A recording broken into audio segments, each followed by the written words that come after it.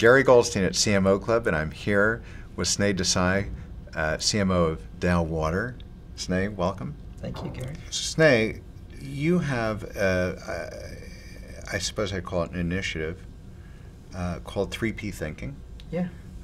Performance, people, planet. Mm-hmm. Can you wax eloquent on that for a moment? Sure. Describe for us what that really means. Sure. So, we are in the business of sustainability, fundamentally, and that's not always obvious to people because you can talk about water treatment, and in many cases, people will think of that in the very nature of what it is, which is I get clean water and I drink it, which is not as easy and as trivial as that, but at least to the common person, that's what they think. It's like if I turn it on, it should be there. But there are so many ways we can do that and do it better. We can, the amount of energy required to treat and transport water is tremendous. In fact, it's something on the order of 17% of energy in the U.S. goes toward just that idea alone. The other side of it is that that's the energy connection to water. The water connection to energy is almost every energy process we have in the United States and around the world is driven by water. So this water-energy nexus is a conundrum. I mean, you can't have one without the other. However, when you think about it from a sustainability point of view, how can we do that better? How can we reduce energy? How can we recover water?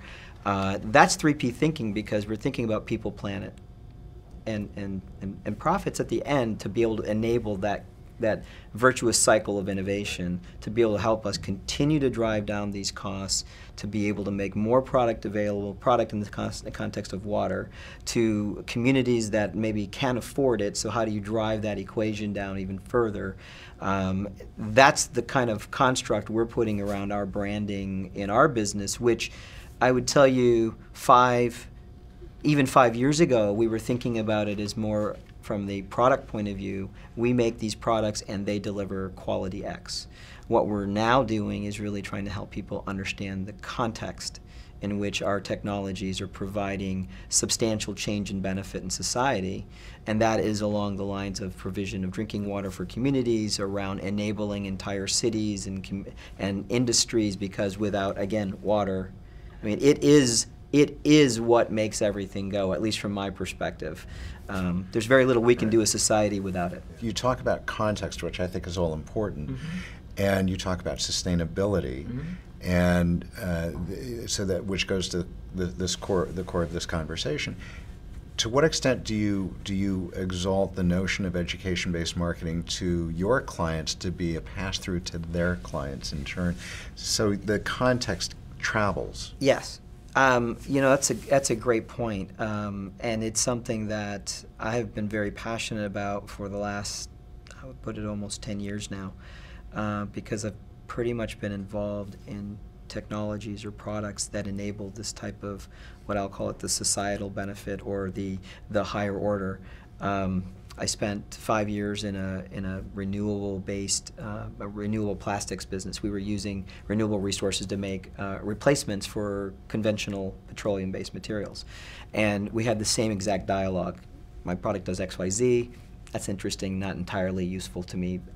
But when I have a conversation with Green Mountain Coffee or Walmart or Diesel Jeans or whomever, you're talking about enabling their brand, helping them deliver a brand ideal that is different than what they had yesterday and is very synergistic. And so we were trying to draw out not technical qualifications, but more emotive conversations that related to, well, why is it better for us to do this? Well, there's energy independence, there's, more natural, there's something about, waste and trash that we need to get our minds around, and how do we move that out of the equation with something that could be returned to the earth through composting.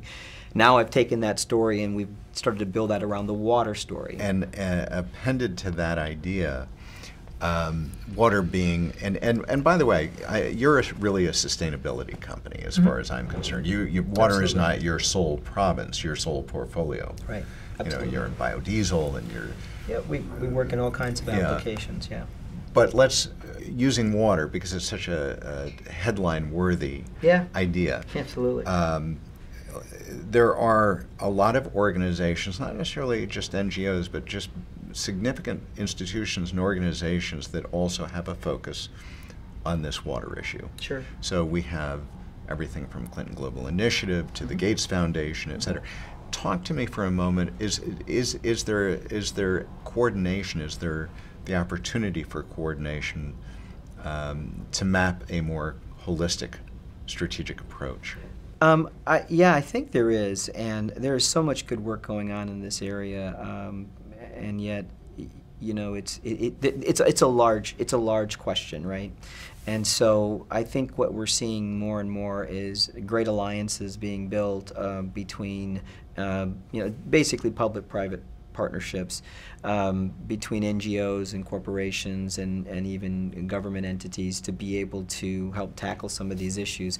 We have one great example that we have today, and this is again a Dow example, where we have a partnership with the Nature Conservancy, and it's all around the notion of ecosystem services. And what that is really to say, what is it that we expect of our environment around us to do naturally that we can help encourage and foster, as opposed to necessarily always looking to deploy new equipment, new technology, et cetera. And an example of this is down in the Gulf Coast, the encouragement of increasing wetlands, not decreasing wetlands, because they provide natural filtration of seawaters and such. And so Dow has developed a real groundbreaking relationship with TNC, something on the order of $10 million, a 2-3 year deal, to help us, with our own examples, build the construct and model around what does ecosystem services, what does that really mean? You know, what is the contemplation you have to make of what goes on around you before you choose to, quote, expand or decide to move or to employ a different technique. You need to think about the externalities. And I think that kind of thinking is what all of us need more of.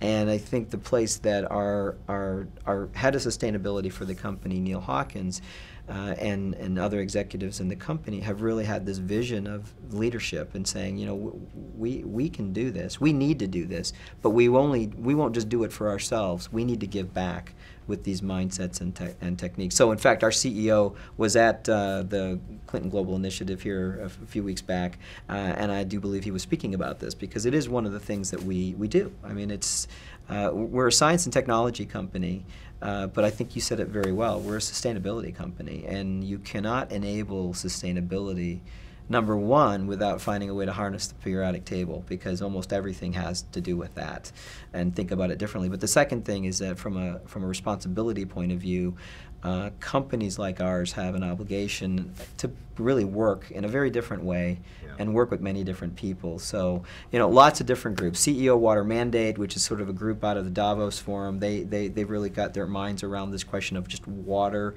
in general. And then when you drive it down into particular challenge areas, whether it's water related to mining operations, and we need the materials to enable industry, but how do you do that more responsibly?